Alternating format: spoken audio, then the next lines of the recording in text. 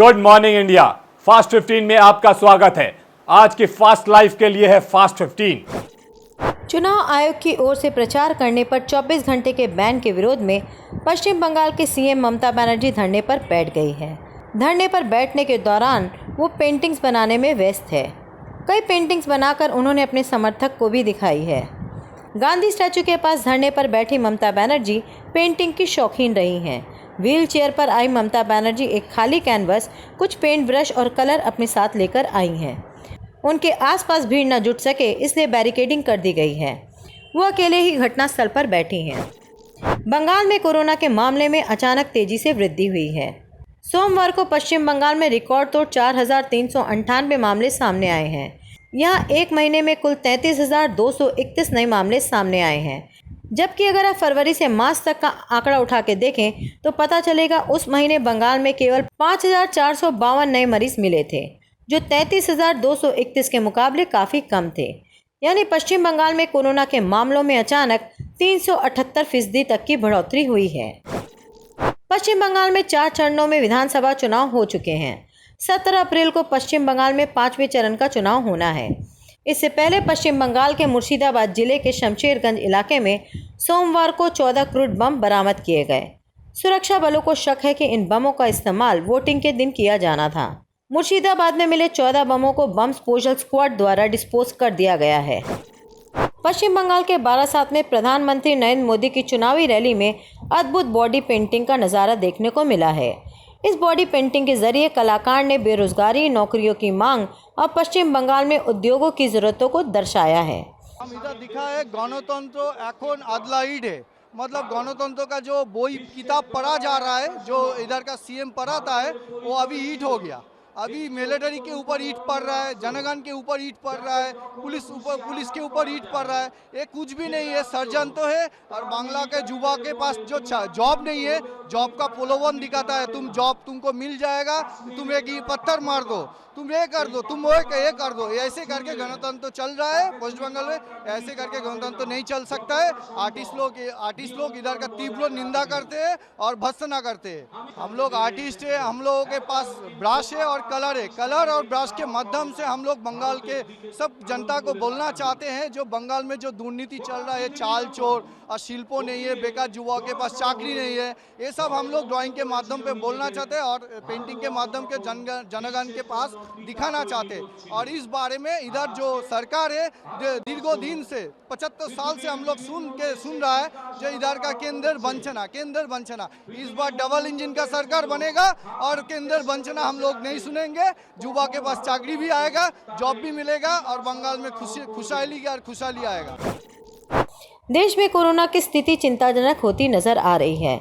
पिछले 24 घंटे के अंदर 1,61,000 अधिक नए मामले सामने आए हैं। कोरोना की चपेट में कई वीआईपी भी आ रहे हैं। केंद्रीय मंत्री संतोष गंगवार और बीजेपी नेता अनिल बलूनी भी मंगलवार को कोरोना पॉजिटिव हो गए। इसके अलावा सांसद सरोज पांडे भी कोरोना की चपेट में आ गए हैं। कोरोना के बिगड़ते हालातों के बीच मंगलवार को दिल्ली के मुख्यमंत्री अरविंद केजरीवाल ने डिजिटल प्रेस कॉन्फ्रेंस की। अरविंद केजरीवाल ने बढ़ते मामलों को देखते हुए केंद्र सरकार से अपील की है कि 10वीं और 12वीं की बोर्ड की परीक्षा को रद्द कर दी जाए। बच्चों की सुरक्षा हमारे लिए बेहद ज़रूरी है और अभी सीबीएसई के एग्ज़ाम आने वाले हैं। 6 लाख बच्चे दिल्ली में सीबीएसई के एग्ज़ाम में बैठेंगे। 1 लाख के करीब टीचर्स इसमें शामिल होंगे। ये बहुत बड़े हॉटस्पॉट्स बन सकते हैं। बहुत बड़े स्तर के ऊपर कोरोना फैल सकता है। बच्चों की ज़िंदगी, बच्चों की सेहत, बच्चों का स्वास्थ्य हमारे लिए बहुत ज़रूरी है। मेरी हाथ जोड़ के केंद्र सरकार से अपील है कि सीबीएसई के एग्ज़ाम्स को कैंसिल किया जाए और इसके एवज़ में कोई और तरीके निकाले जा सकते हैं, या तो ऑनलाइन का कोई तरीका या इंटरनल असेसमेंट करके उसके बेसिस के ऊपर इस बार बच्चों को पास किया जा सकता है। लेकिन सीबीएसई के एग्ज़ाम कैंसिल करने बहुत ज़रूरी हैं। मैं और कई देशों के उदाहरण देख रहा था। कई देशों ने जहाँ जहाँ सेकेंड वेव का प्रकोप आया है, कई देशों ने अपने अपने एग्ज़ाम्स कैंसिल कर दिए हैं। हमारे देश के अंदर कई राज्य सरकारों ने अपने अपने एग्ज़ाम्स कैंसिल कर दिए हैं। मेरी केंद्र सरकार से अपील है कि सीबीएसई के एग्ज़ाम्स कैंसिल किए जाएं। जापान फुकुशिमा परमाणु ऊर्जा स्टेशन के 1 मिलियन टन से अधिक दूषित पानी को समुद्र में छोड़ेगा। सरकार के इस निर्णय की पड़ोसी मुल्क साउथ कोरिया, चीन समेत पर्यावरण समूहों ने आलोचना की है। माना जा रहा है कि जापान के समुद्र में दूषित पानी छोड़ने से मछली पकड़ने वाले उद्योग को खासा नुकसान हो सकता है, इसलिए मछलियों के मारे जाने का खतरा है। मुंबई में एनसीबी लगातार ड्रग तस्करों पर बड़ी कार्रवाई कर रही है। बॉलीवुड के दिवंगत अभिनेता सुशांत सिंह राजपूत की मौत से जुड़े मामले की जांच कर रही है। एनसीबी ने 12 अप्रैल की रात एक बार फिर छापेमारी की, जिसमें 2 ड्रग तस्करों को हिरासत में लिया गया है। देश में कोरोना अपना कहर ढा रहा है। देश के अलग अलग हिस्सों में लगातार कोरोना के बढ़ते मामले सामने आ रहे हैं। इस कारण से तमाम जगहों पर कई तरह की पाबंदियां लगा दी गई है। मध्य प्रदेश के भोपाल में 19 अप्रैल तक कोरोना कर्फ्यू का ऐलान कर दिया गया है। भोपाल की क्राइसिस मैनेजमेंट ग्रुप की बैठक हुई और उसमें जिस प्रकार से भोपाल की जनता की मांग, भोपाल के सामाजिक, धार्मिक और व्यावसायिक संगठनों की मांग के अनुसार ये निर्णय लिया गया कि भोपाल में कोरोना कर्फ्यू लागू किया जाएगा। कोरोना कर्फ्यू का मतलब है कि रोज़मर्रा की जो चीज़ों की गतिविधियां हैं वो चालू रहेंगी। कल 12 तारीख से लेकर और 19 तारीख की सुबह 6 बजे तक कोरोना कर्फ्यू लगाया जाएगा।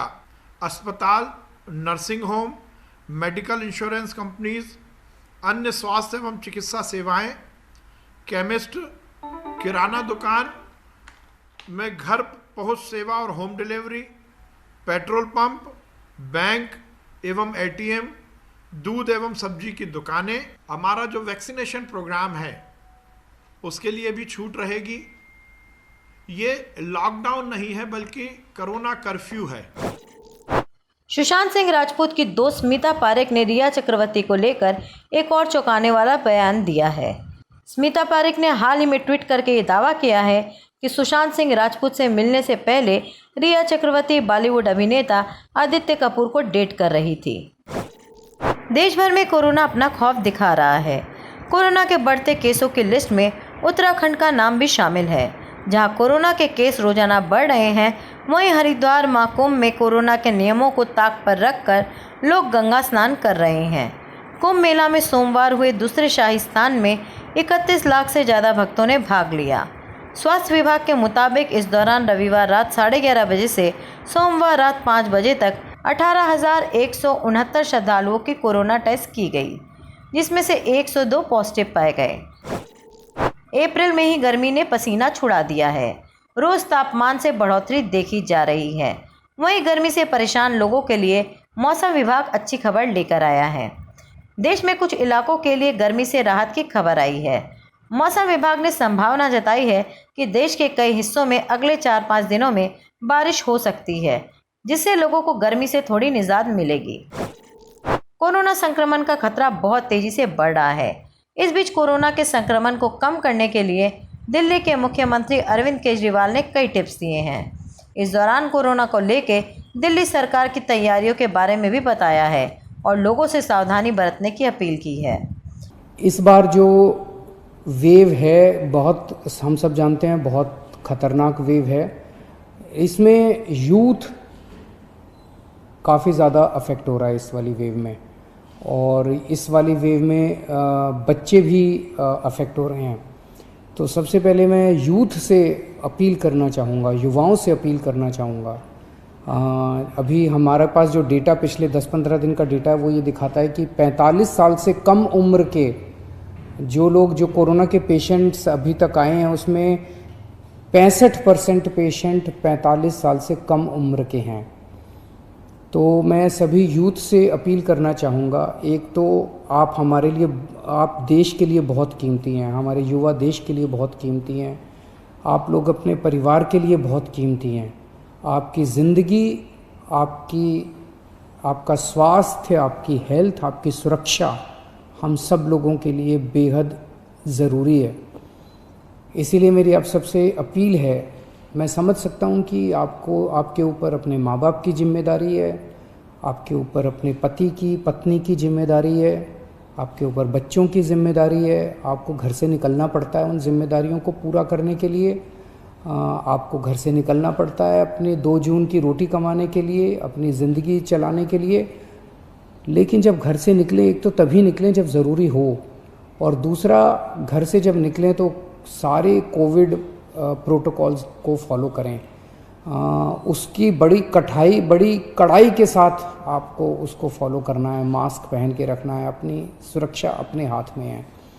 और दूसरा, अगर आप 45 साल से ऊपर की उम्र के हैं तो तुरंत जाके इंजेक्शन लगवा लीजिए। इंजेक्शन सारे सरकारी अस्पतालों में फ्री है, और सरकारी अस्पतालों के को हमने कई सारे अस्पतालों को 24 घंटे हम लोगों ने खोला हुआ है पिछले कुछ दिनों से। और ख़ासकर कल हमने बहुत बड़े स्तर के ऊपर, जैसा मैंने कहा था कि हम लॉकडाउन नहीं लगाना चाहते, हमारा पूरा प्रयास है कि हेल्थ इंफ्रास्ट्रक्चर जो है वो काबू में रहे। तो कल बड़े स्तर के ऊपर हमने बहुत बड़ी प्लानिंग की, सभी ऑफिसर्स ने और मेडिकल स्टाफ ने बैठ के।